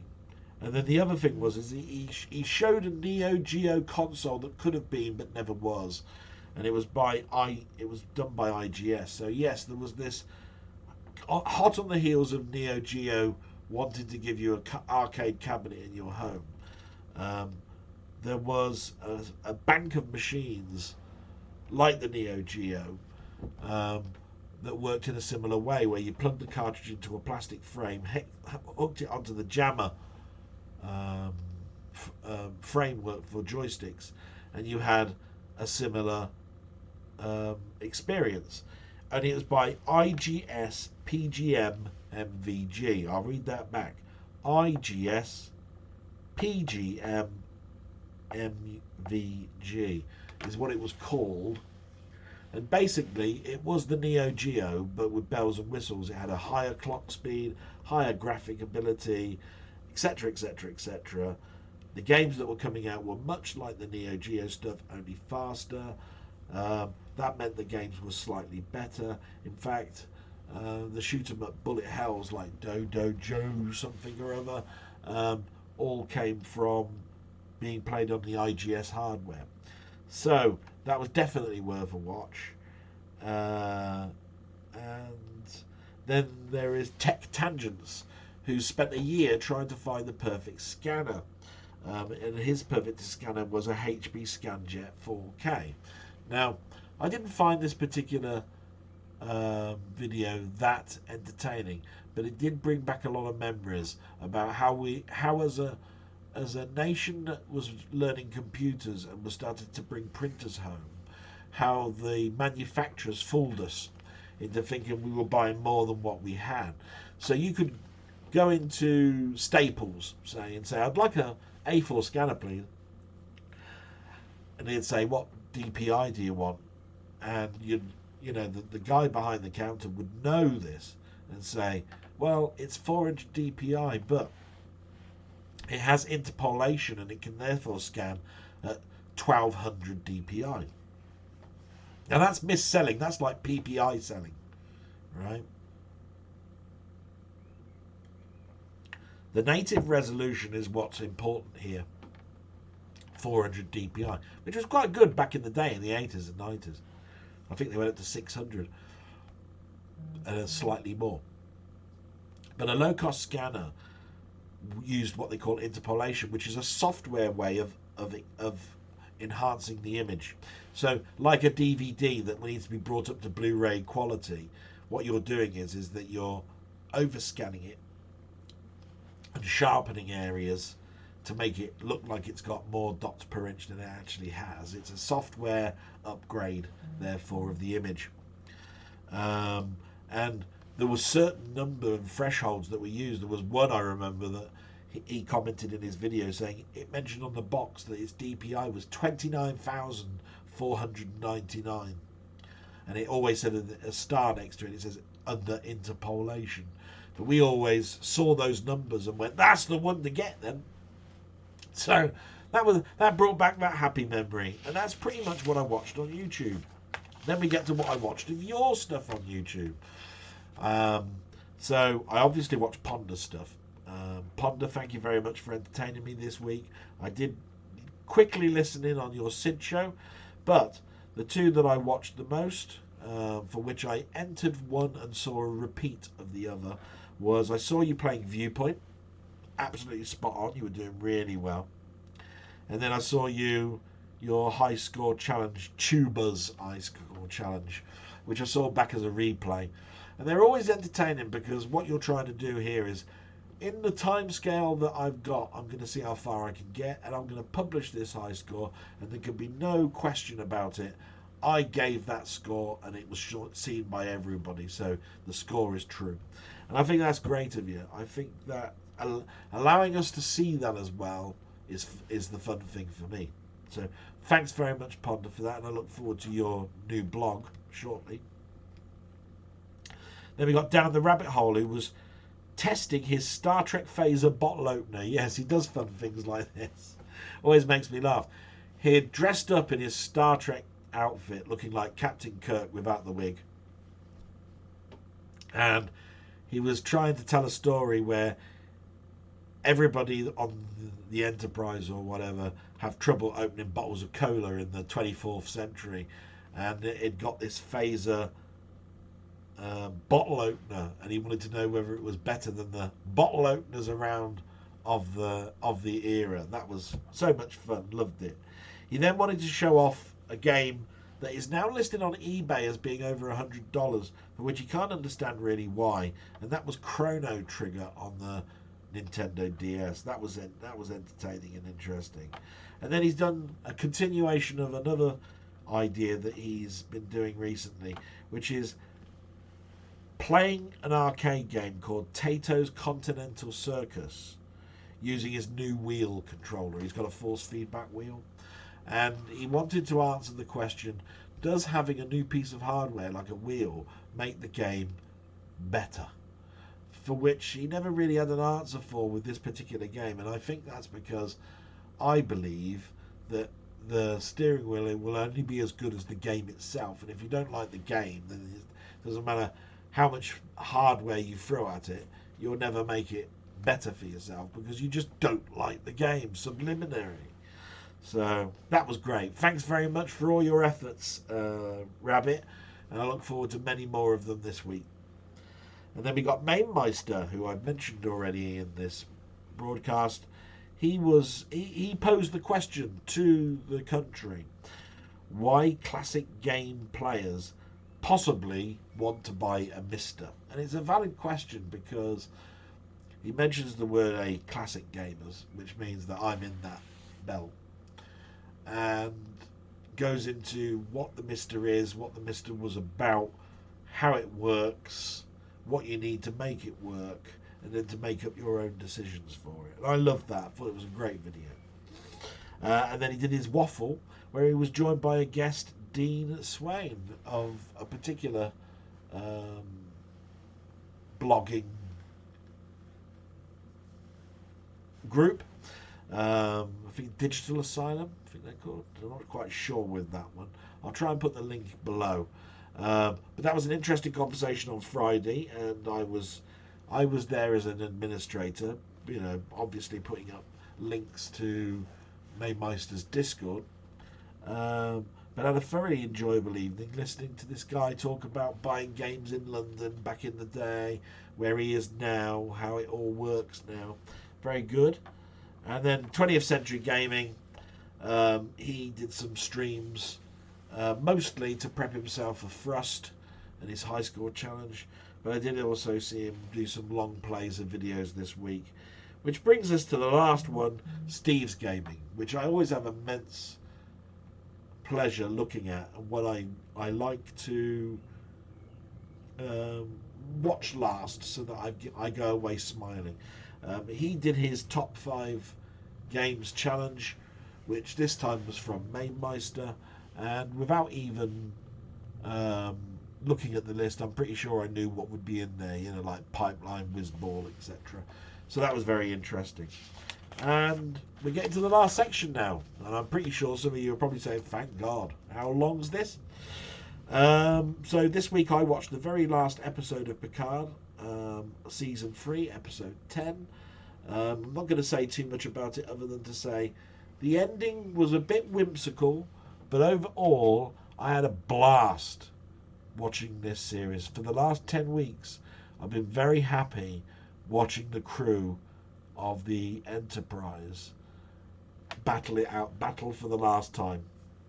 And it was a whimsical, sweet and sour ending.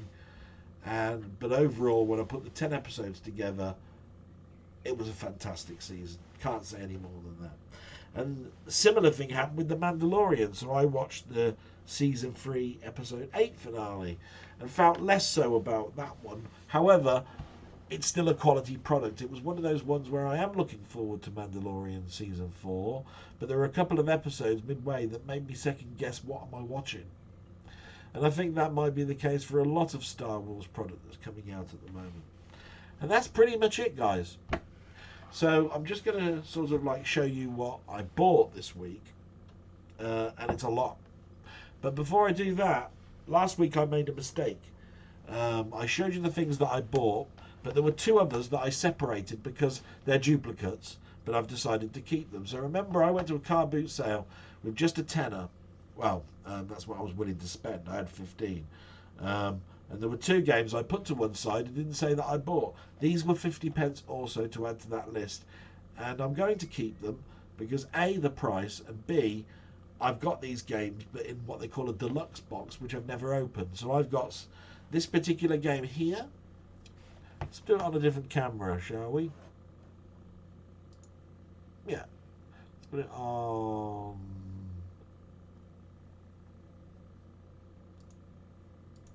that one. Yeah. So this one was 50 pence Skyrim. I've got that as a dragon statue, and I've got it on the PC, but I haven't really got it on the consoles, so I decided to keep that. And then Dead Island. This one is the Game of the Year edition, again 50 pence from the guy, and I've got that in a not a Game of the Year edition, the one before it, but it came with a gimmick. I think it was a zombie, and all I know is that it was on a different system as well. I think it was on the Xbox One, not the PS3, so I didn't feel too bad that I bought those, but I did keep them to the side because they are a duplicate. So the big item that came this week is this one. This is Superman, the 4K collection that celebrates Warner's 100th anniversary this week. It's in a tin. As you can see, all the stuff on the back. I'll try and just keep that one in focus so you can freeze frame it. But basically, 4 films are in here with a bunch of collectibles, like a comic book, a lenticular card, some art prints, a book of photographs from the films being made, plus the films themselves. And these films are on 4K as well as Blu-ray, and they are all housed inside their own steelbooks. And there are 5 steelbooks in here, 4 for the films and 1 for the collections.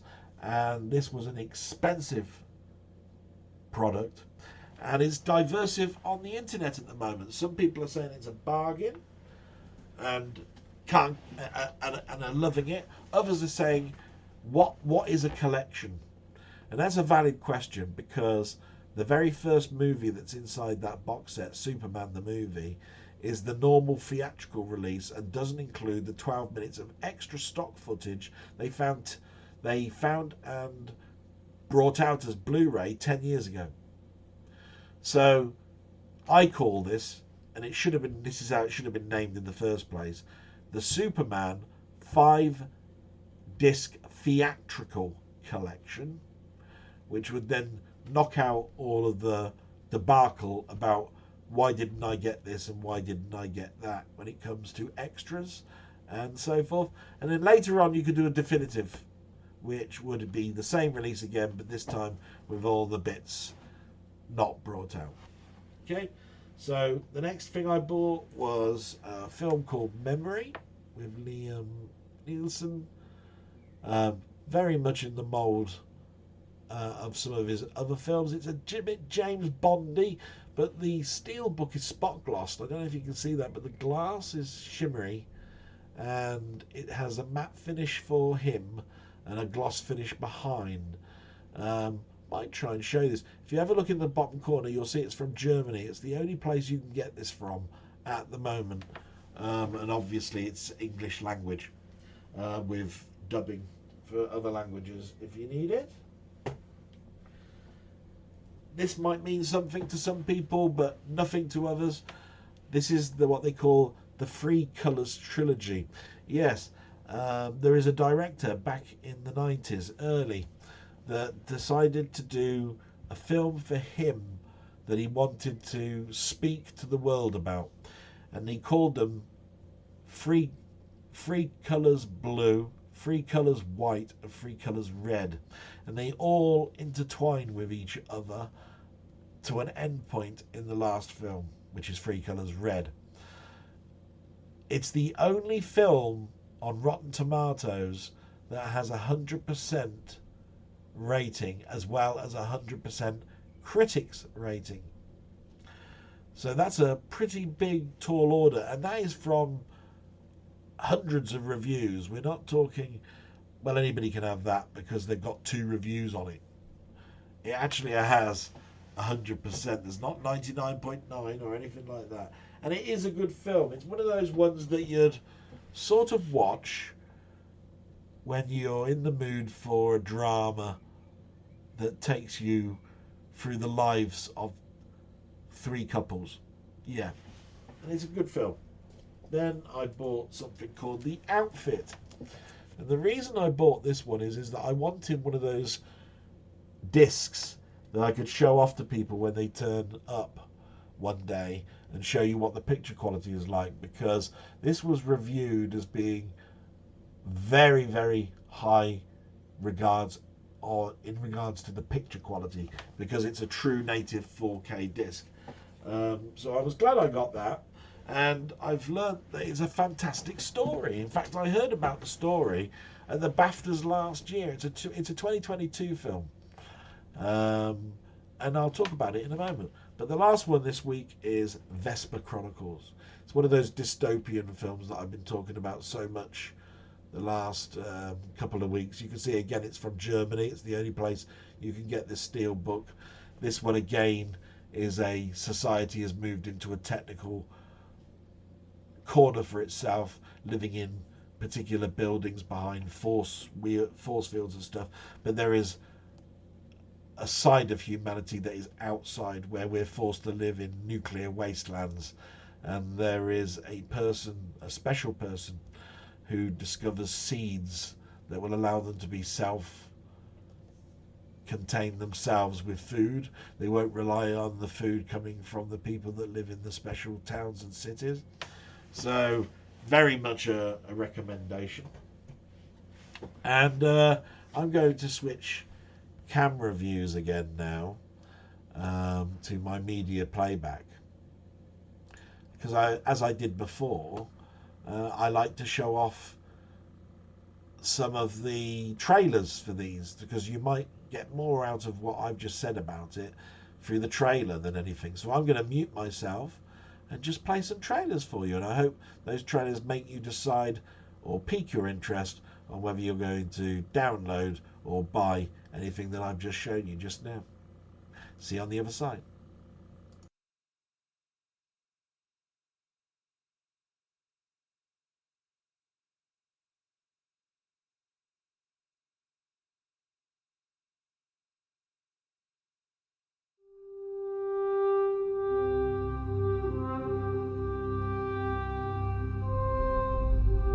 His dense molecular structure will make him strong. He'll be fast, virtually invulnerable. Ah! Easy, miss. I've got you. You've got me! Who's got you?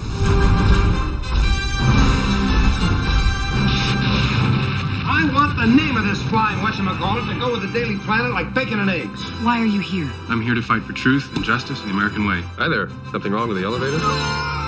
Going down. Lex Luthor.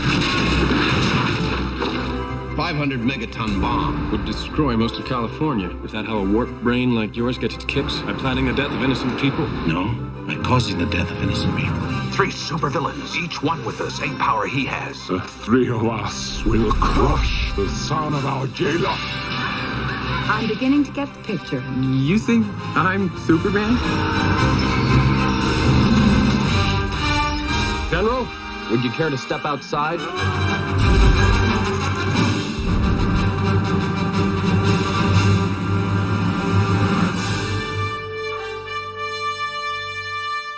They can be a great people, Kal-El, they wish to be. They only lack the light to show the way.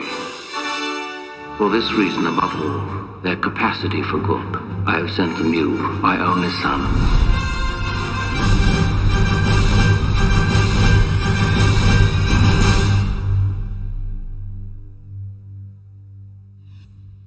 You need to tell me what really happened in here tonight, now.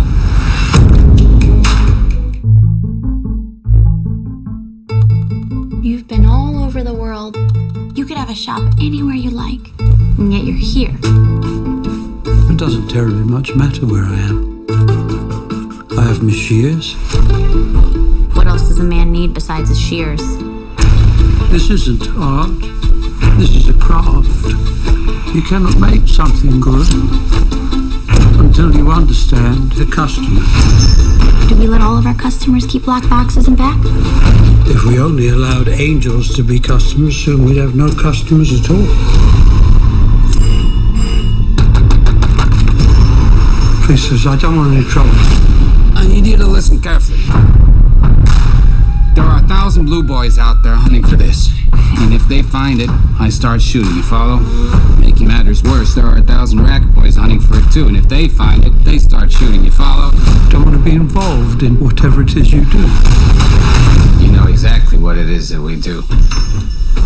Whoa, full house tonight, huh? Have you ever heard of The Outfit? The Outfit? It's a network of every big-time crew from Santa Monica to Coney Island. And tonight, they've sent us a message. They're hiding something, my friend. I'm gonna need that tape, pal, right now. Why don't you try and take it? Gentlemen, It's gonna be a long night. Sew him up. what? I can't. Sew him up. You need to tell me what really happened in here tonight. Now.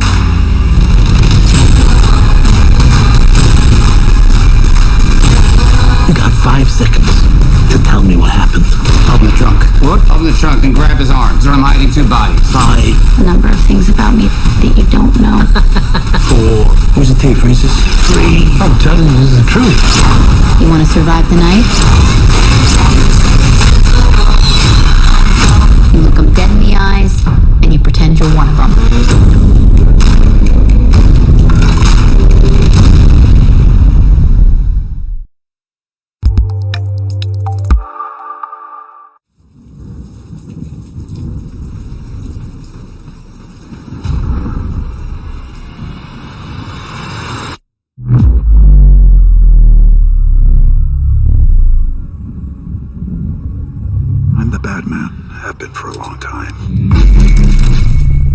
3 people likely killed with the same weapon. What's that? Found him on the floor. Your shooter's losing his mind. Anything else I can do for you? The room number again? It's on the key holder. The retainer for your services is $10 million. No. Call the contractor. I don't hurt children, ever. Listen to me very carefully. The girl stays alive. You're answerable to me.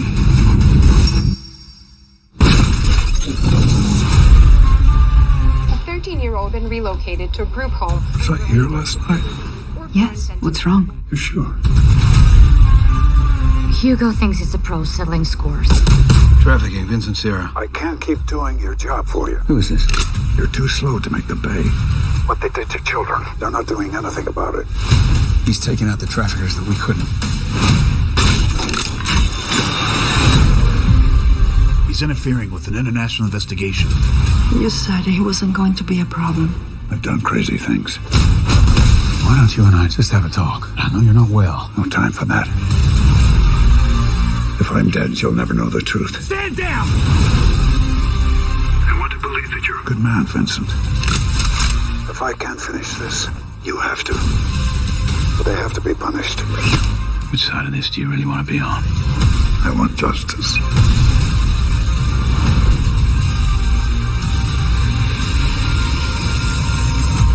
We all have to die. What's important is what you do before you go.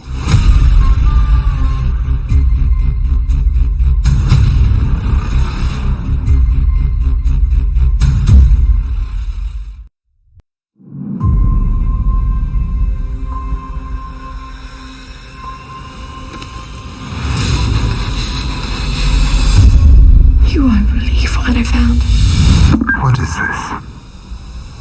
Seeds.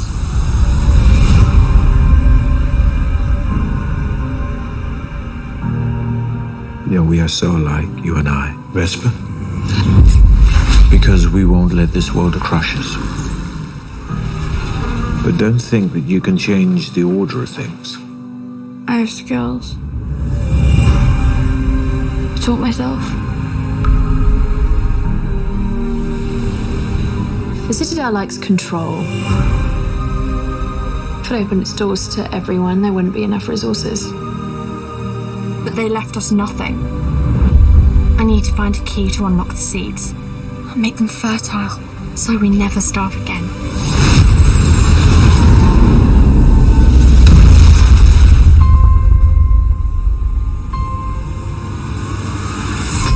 I'm Camellia. Vesper. She's not our responsibility. She's from the Citadel. She's taking us there. Let's go. Pilgrims, drifters, bandits. You have to be really careful who you trust. The Citadel will be ruthless. They can't stop me. Vesper. You can change everything.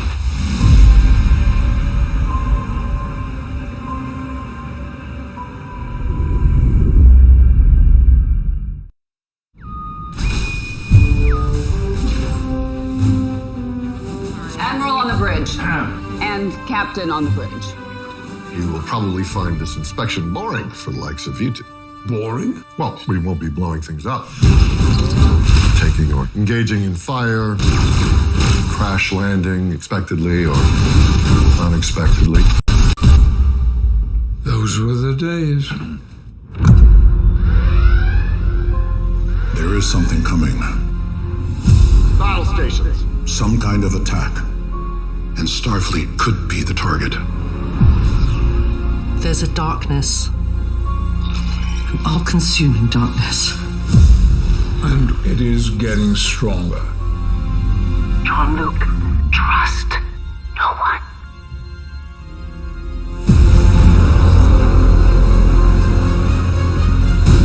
Jean-Luc Picard. We will have vengeance. You and I have traveled to the far reaches of space. But something's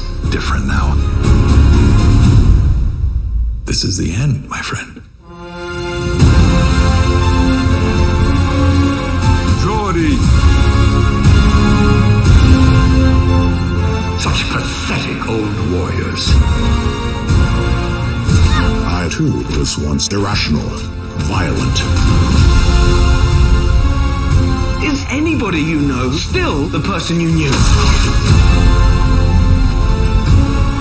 This is life or death. It's always life or death, Jean-Luc. When has it not been? With each ticking moment, I will take another piece of you. Battle stations! Jean-Luc! Survival. It's human nature, pal. We fight or we die. Close it! Gun it! I need you. All of you. We're with you. Always. Engage.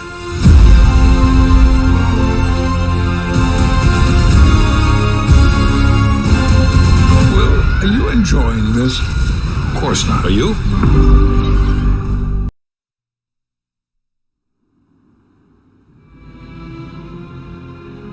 Riddle me this, riddle me that. Who's afraid of the big black bat? In an uncertain world, in a chaotic time, justice wears a mask.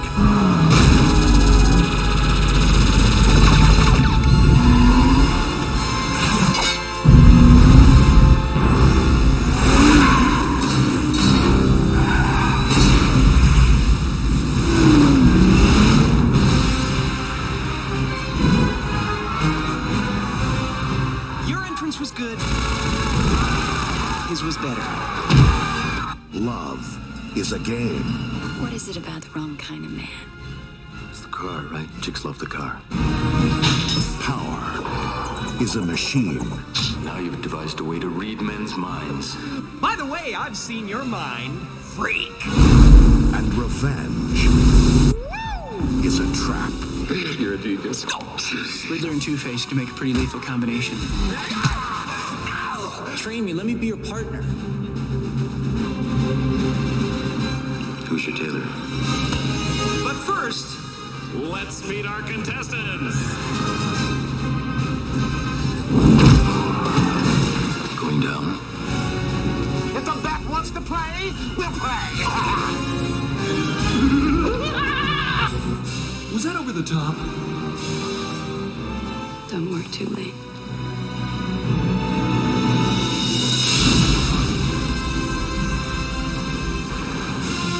You forgot the part where you kissed the girl.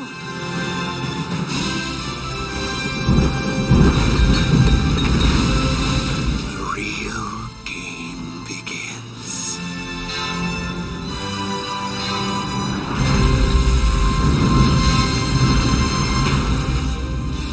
Courage now. Truth always. Batman forever.